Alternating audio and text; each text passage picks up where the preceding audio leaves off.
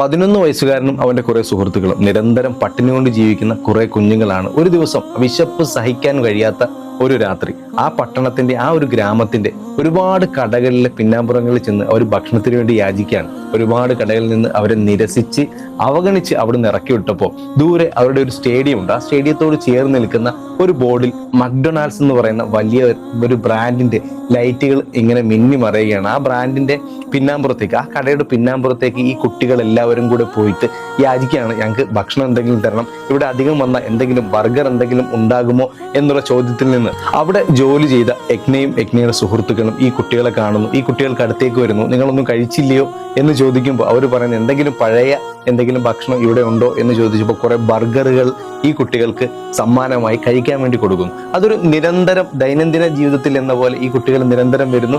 വീണ്ടും വീണ്ടും ഇവർ അധികം വന്ന ബർഗറുകൾ അവർക്ക് സമ്മാനമായി നൽകുന്നു. ആ കുട്ടികൾ വളരുന്നു.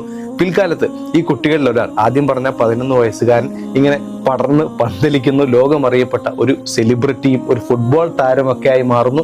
അതിസമ്പന്നനായ ഒരു മനുഷ്യനാകുന്നു. ആ മനുഷ്യന്റെ പേര് എല്ലാവർക്കും അറിയാവുന്ന ഒരു മനുഷ്യനാണ് ക്രിസ്ത്യാനോ റൊണാൾഡോ. ലോക പ്രശസ്തിയിലും ഉന്നതിയിലും നിൽക്കുന്ന ആ ഒരു ലോക ഫേമസ് ആയിട്ടുള്ള ആ ഒരു താരം. പക്ഷെ ആ താരത്തിന്റെ ഉയർച്ചയിലെല്ലാം അദ്ദേഹത്തിന്റെ മനസ്സിൽ കോറിയിട്ട ഒരേ ഒരു പേര് യജ്ഞയുടേതായിരുന്നു. ഒരുപാട് നാളത്തെ അന്വേഷണത്തിലൊടുവിൽ യജ്ഞയെ കണ്ടെത്താനായില്ല. ഒരുപാട് അന്വേഷിച്ചു.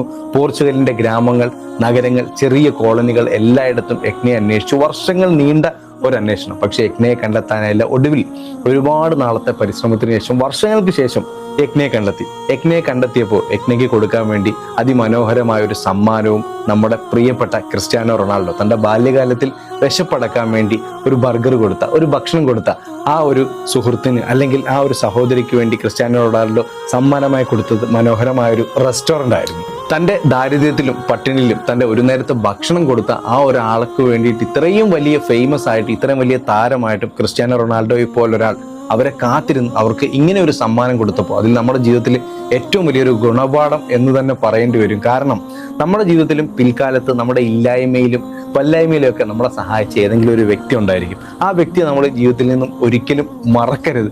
അത് തന്നെയാണ് ക്രിസ്ത്യാനോ റൊണാൾഡോ നമുക്ക് വേണ്ടി കുറിച്ചിടുന്നത്.